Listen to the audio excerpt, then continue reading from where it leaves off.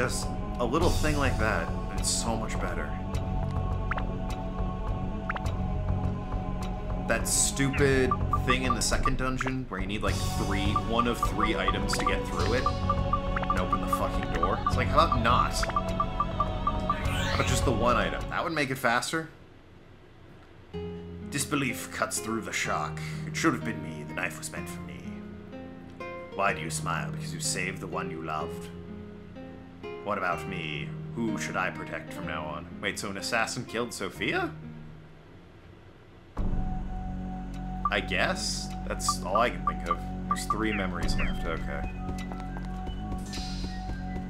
So, less than 10. I don't know the exact math, nor am I going to bother to figure it out, but... Nice. We have less than 10 floors left, including this one.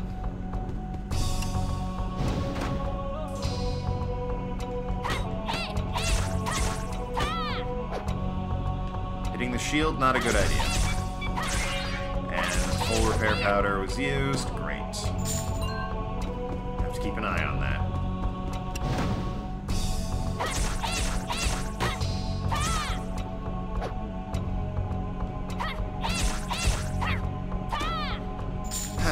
Those guys eat away at my WP. WHP or whatever. Ha-da-dum.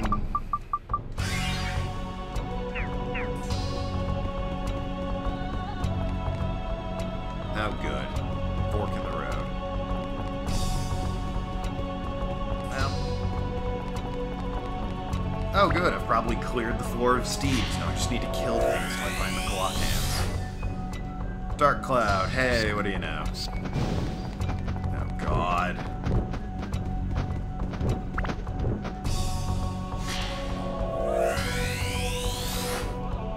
Birth of the Demon. Yeah, great. Can we, like, fight you slightly better? The Black Blood. And the Dark Cloud. What's that? You say it takes too long? This memory again only has 3 chunks. If it only has 3 chunks, then it's fine. I'm not gonna be here very long if each last memory only has 3 chunks.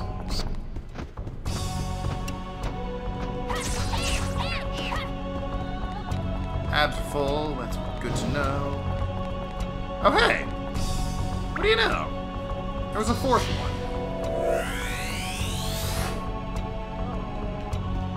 Polish off this memory. Great! Are we actually taking my advice and hurrying the fuck up in this game? Something was born for me, something evil and powerful. Black blood in me gave birth to the devil. My endless hatred and bitterness for losing you is his energy. So, he made a deal with a demon to win a war, which he did. And then an assassin came and killed his girlfriend, and he was so mad about it, he gave birth to a demon. Is that what I'm getting at here? Am I picking up what they're throwing down? I think I am.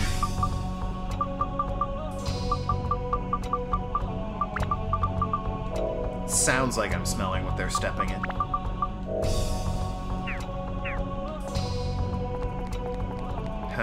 Still need to kill a bunch of things, though.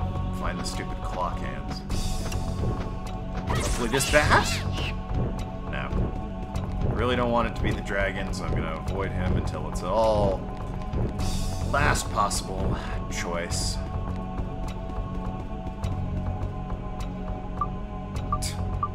You can either watch a cutscene or just basically keep pace and float across. Thanks. I'll take the quick option. Shockingly.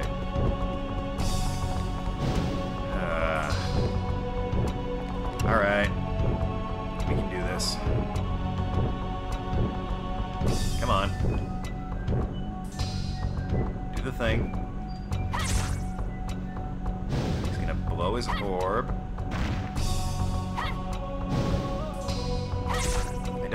Really don't want to get hit by the... Well, I don't want to get hit, period. But the orb will stop me. The headbutt just damages me. But The orb freezes me, and that's bad news. My depth perceptions. Ah, shit. I don't know how to get out of this. It did more damage to me, and I'm dead. Great. Fucking love it when that happens. It's the best. Just have Noki deal with this guy. She clearly can. More than capable. Still, though, I need my butt alive. It's just, I do. There is no other way to get the Steves when I find them. It's like I have to have my butt alive. That's another thing that would be nice to speed up the... Just fucking jump. Speed up the process of this game.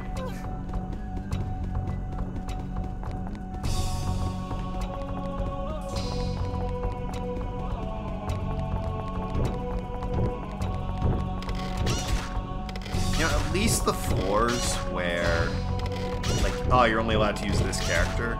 It's like, that usually only comes around when the character is new and they need to introduce you to the mechanics of the character. I accept that. They don't put any Steves on there because, you know, my butt's the only one that can activate them. Like, I'm completely fine with that. That, from a narrative standpoint, and actually, narrative has nothing to do with it. From a gameplay standpoint, that's really smart because it means you're forced to use characters like that you might otherwise just brush over. So gameplay-wise, that's pretty smart. It lengthens the game, but there's a legit reason for it, so I will go over that one. The shit I mentioned, that's just... ugh, it's awful. Oh good, I need a key, so I need to check all these chests I've been ignoring.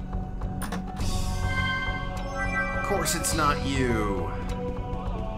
Alright, taking all bets. I'm gonna go this way first because there's a 1 in 3 chance it's in any of those given chests. So I might as well go this way. Since that's where 2/3 of them are. Although if it's not in the first one, then there's only a 50-50 chance it's in the second one.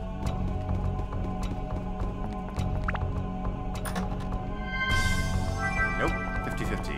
And I don't know if there's any Steves there anyways. Because that was a map and not the jewel. Oh, the jewel! Okay, there's no Steve, so it doesn't fucking matter. Also going to need to head back to get the auto repair powder. I guess it's always nice to have a safeguard.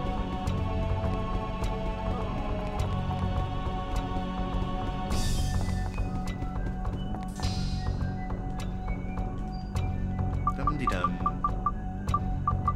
Was.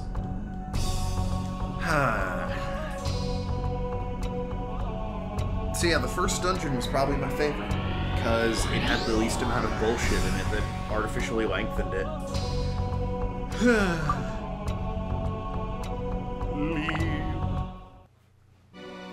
Got through the dungeon, everything was hunky-dory. How's that Payday download coming? Ooh, only 13 more hours. I can't wait. Oh, for God's sakes. Ugh. Okay, give me that. A couple things to sell, I think. Okay. I think I'm good. I also might as well drink some of this. Burn through that, because it's not doing anything. Whoop, not doing anything else.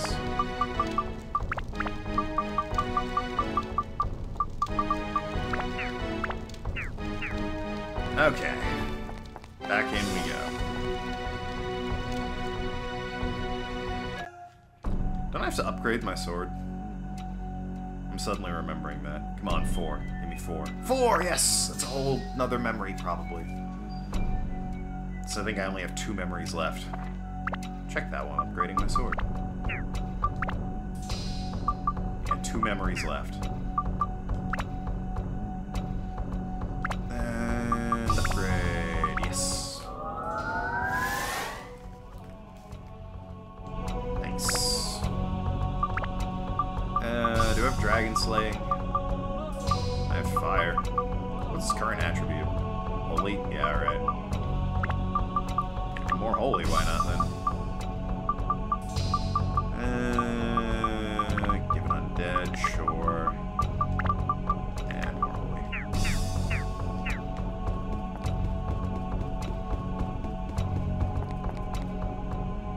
Yeah, sure, I'll fight a living armor. I'll fight 2 living armors. They're easy enough. Just circle strafe. Dark Souls prepared me for this, despite that game coming out a decade after this one.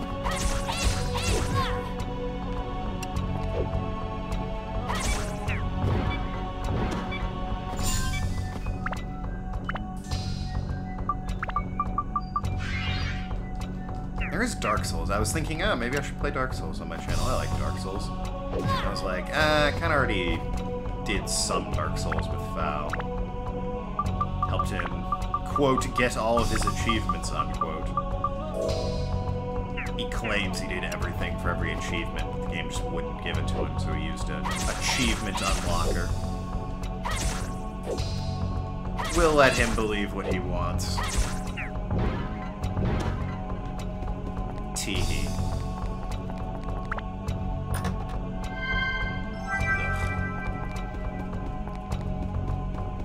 What's this way? Mark you on the map. I think I need to pop open the big chest. What are you? Okay, more living armor. Living armors take a lot out of the sword, but, you know, not terrible to fight.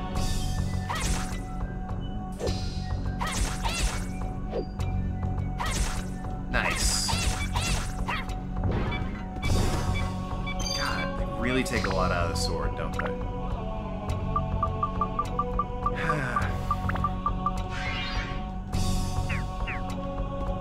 Criminal, I tells ye.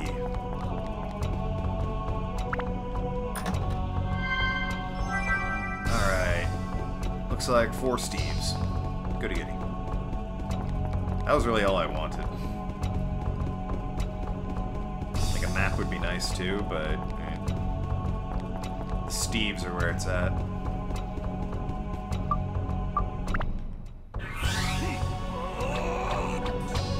The fact that this isn't close enough infuriates me. Because then I have to, oh, maybe fucking doing the thing you've done every other time you come to this door. And what's that? You want a cutscene that lasts longer than it should? Like, and now. Now. Okay. Fucking, it's just so arbitrary and stupid.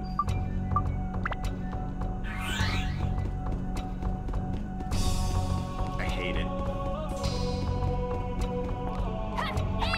Anyways, whole nother memory here. Probably. Ruined Castle. That's a figment. Hey! Thanks very much.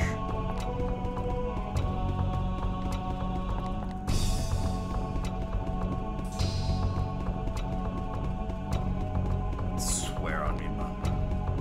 I'm curious what's going to happen with Payday 2, because I used to play a ton of that back in...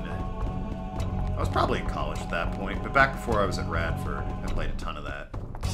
And, I'm actually fairly decent at it in 2 classes. One is the bullet dodging class, the other is the slap a bunch of armor onto yourself and call it a day class. Like, I was slow as shit, but I had the heaviest armor and LMG, and it's like I could drop a bulldozer in a couple seconds on, not on overkill, but the difficulty rate beneath that. And I know there's yet another difficulty setting in that game. That might have just been hard at that point. Yeah, I could drop a bulldozer like nobody's business. The dodge was really fun too. That was my stealth build. I'm hoping it kept all of my progress, and at the very least my masks, because I had some crazy-ass masks in those games. I only ever went Infamous +1 because I wanted, you know, the honor of going Infamous, but I didn't like that you had to basically start over at level 0 when you went Infamous, and all it really did was slap another number onto it, and it's like, look, if there was a benefit to going Infamous, like more experience to level up quicker or better item drops, then I would be willing to go beyond Infamous +1. But since there is not, I am not willing to go beyond Infamous +1. So, despite being really good, I was pretty low level as far as high-tier players. First my kingdom fell, then you. I lost both. Wait, what? Well, he saved his kingdom. I lost everything. Everything! I lost what? No. No! That's not it. What? What I really lost was myself. God, that's melodramatic. Cool. 1 memory left. Thank Christ. Almost done with this game. I think I still need the clock hands.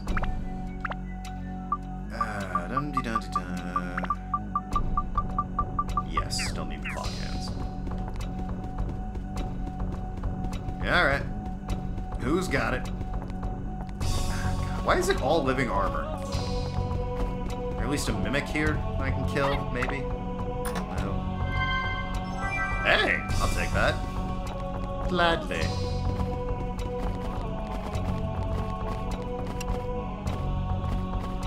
And juke him. Oh shit, I forgot to juke him. Jukes were not in my favor. The Duke of Earl. Duke of Earl. Duke of Earl. Duke of Earl. Are my obscure 70s references going over your head? Actually, I was making an 80s reference, but the reference I was making was referencing an 80s thing, or a 70s thing, so... I mean, really, up to you. Okay, let's go even older. Devil with the blue dress, blue dress, blue dress, devil with the blue dress on. Beep, beep, bop, bop, bop, bop, bop. Looking mighty fine, here she comes. Other lyrics. Why do you know a song from the fucking 60s, if not the 50s? I guess that was maybe early 70s. Late 60s, arguably. Clock hands? Fucking god. Last dude there. That hurts a mimic. That's way too early. That's way too rock to be a 50s song. Late 60s, early 70s. Why? Because I think as Kaida called me, I'm Retro McRetroson. It's not my fault. Blame my parents. Nice! Getting all the useful powders. What'd you watch on TV when you were a kid? Oh, I Love Lucy and Andy Griffith. Why? Because I wanted to. I thought they were funny. And some of them still hold up. Andy Griffith, it's a little odd sometimes watching those, and, you know, you can laugh at them, you know, Dick Van Dyke and all that, you know, they were classic TV, but at the same time, it's like, boy, there were no black people in 1950. It's like, yeah. Except for one hilarious punchline in Dick Van Dyke. Which, since I know none of you know what I'm talking about or are gonna bother to go out and find the episode, he, oh, it's such a good delivery. He, they're like flashing back to the time they brought their son home, Dick Van Dyke, and I can't remember the name of the actress who played her, but I know her character's name is Laura Petrie, because Dick Van Dyke is Rob Petrie. And they're flashing back to the time they, you know, brought their son home, and the nurse at the hospital where she was delivering kept mixing their room up. Theirs was like 109. She kept mixing them up for 106. Yeah, so he's convinced, you know, the baby doesn't look anything like him.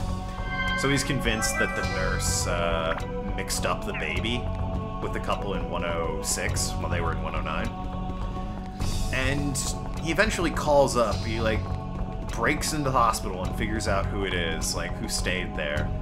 He's like, oh, I'll call them, then they'll bring the baby over, and I bet you $100. I'll bet you even $1,000. It looks more like me than this baby does. So he calls them up, and they come over, and it's a black couple, and it's like, oh, you are so wrong, dude. It's just such a good bunch, like, because he calls them up on the phone, and just, they knock on the door, and they walk in, and it's just two black man and black woman. It's like, nope, it's just, the whole situation is summed up so neatly by them walking through the door.